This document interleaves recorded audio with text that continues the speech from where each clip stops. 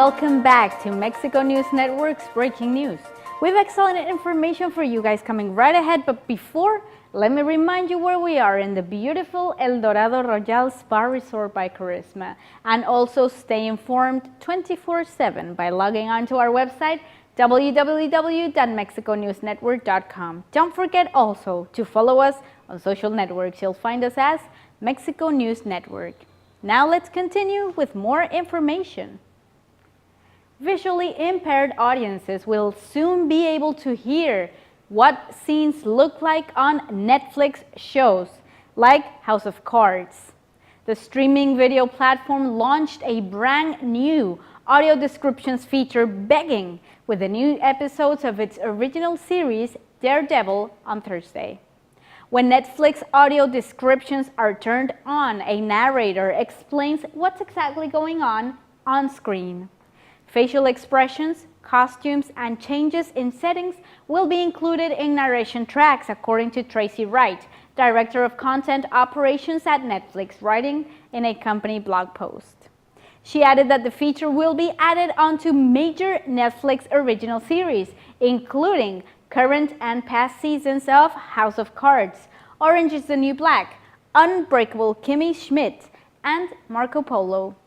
Wright also added that Netflix is also working with external studios to provide audio descriptions for other shows and movies, as well as translating narrators into other languages.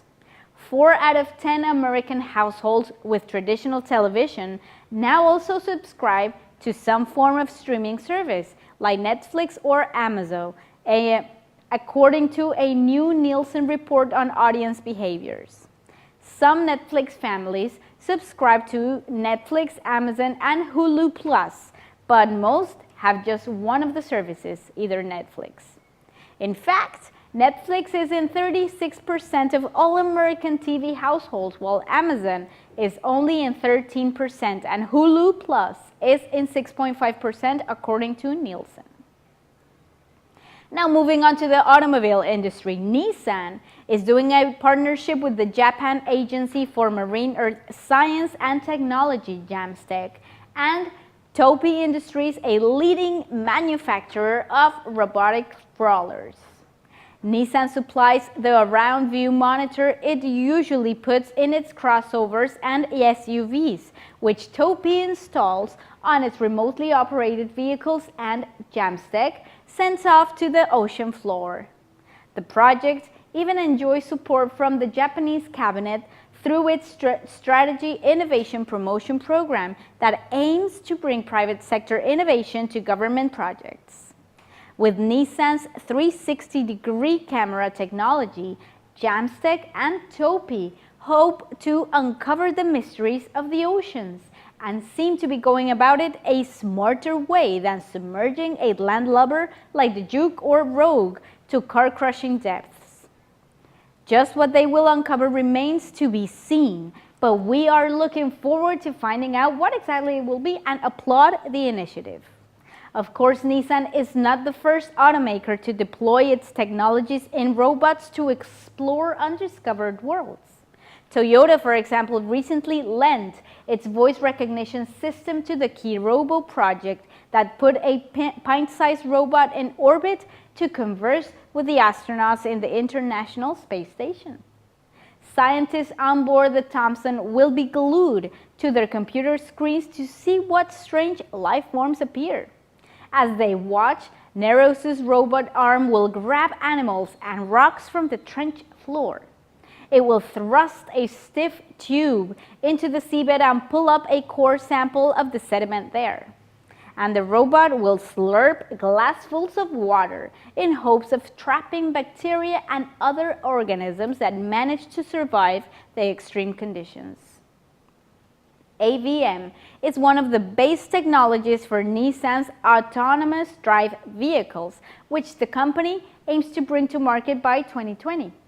The innovative safety system can be found on Nissan's entire crossover range, including the new Juke, Qashqai, and X-Trail. First commercialized in 2007, AVM provides a virtual 360-degree overview of a car from a bird's eye view as pictured from above. The technology helps drivers visually confirm the vehicle's position relative to parking spaces and adjacent objects and maneuver into parking spots more easily. Nissan added moving object detection (MOD) technology to the AVM in 2011 and continues to develop other associated safety technologies. Under the Japanese government's SIP initiative, JAMSTEC, which is Japan's agency that develops next-generation technologies to explore for resources deep undersea, as well as Topi Industry, one of the top manufacturers of robot crawlers in Japan, have teamed up to develop a highly efficient operating system for undersea researchers using remotely operated vehicles, ROVs.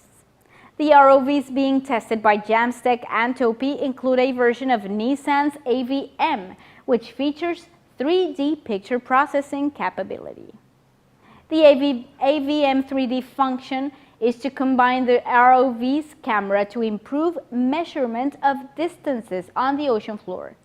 This provides operators controlling the ROVs aboard motherships at sea an overhead real-time bird's eye view of the remote vehicles and its immediate surroundings. The overall goal is to improve the efficiency of undersea searchers by avoiding obstacles on the seabed, better real-time situational awareness. Nissan continues to develop technologies and know-how as part of its main business and for use in a variety of fields.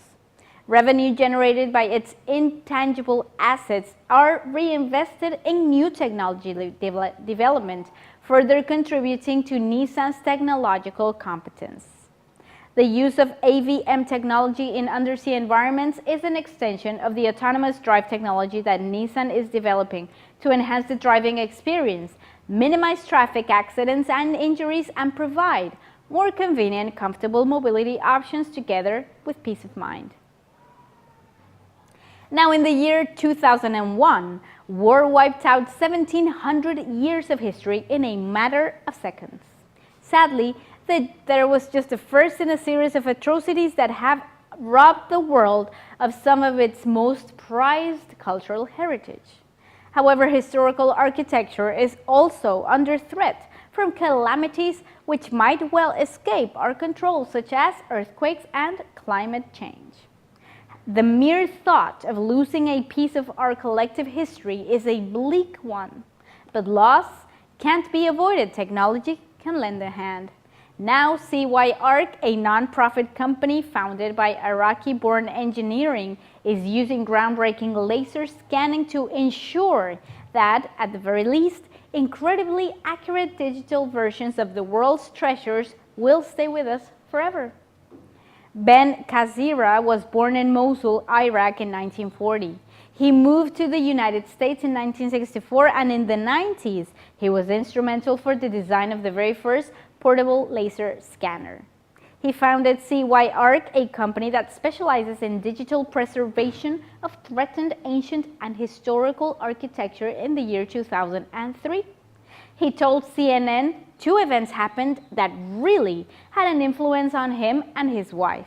Number 1, the Taliban blew up the Buddhas, and number 2, an earthquake happened in Bam in Iran. In the year 2011, Kazira explained in a TED Talk, a global set of conference run by the private nonprofit Sapling Foundation under the slogan "Ideas Worth Spreading," his quest to preserve our collective treasure, and said he has a plan to scan 500 World Heritage sites in 5 years. So far, the list of completed scans include ancient Thebes, Chichen Itza, Fort La Reine, Mesa Verde, Mount Rushmore, Petra, Pompeii, Rapa Nui, the Sydney Opera House, Tikal, and in his native Mosul.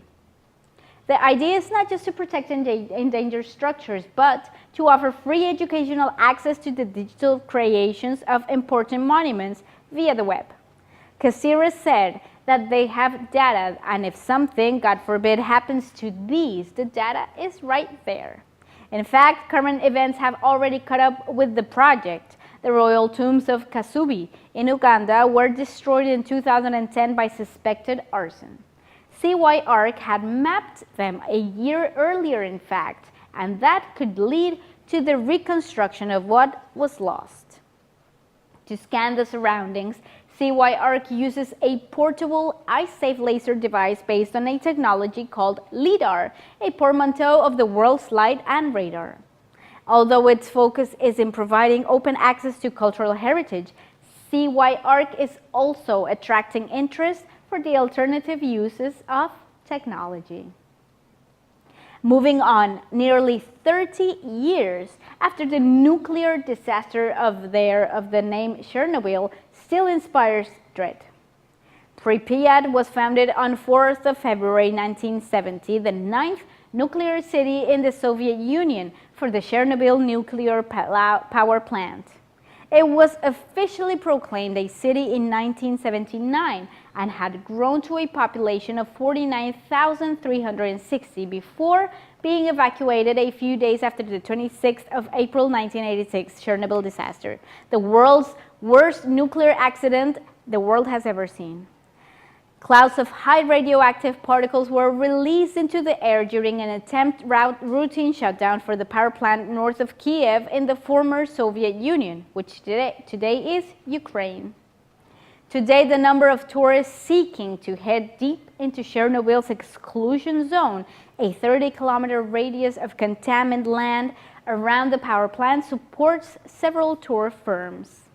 Even though recent instability in eastern Ukraine has pushed the country off most travelers' radars, Chernobyl still looms large in the global consciousness. Fears regularly circulating about the fallout zone, most recently over contamination via forest fires, seem to stoke just as much fascination, drawing a steady stream of tourists. There are even hotels inside the exclusion zone. Visits are governed by security checks by strictly guided tours. Visitors travel to the site a 2-hour drive north of Ukrainian capital Kiev by tour bus. Once they're there, they sign a disclaimer warning against touching any objects or vegetation or even sitting on the ground. Leaving the site is also highly regulated. Body scanners test for high levels of radiation. If the scanner alarm sounds, guards in fact sweep the individual for radioactive dust before they are allowed to leave the area. The city is completely frozen in time, and approximately 200 people still live in the exclusion zone despite government orders to leave. Excellent and very interesting information if you ask me. We'll be right back with more after these brief messages from our sponsors. Audio Jungle.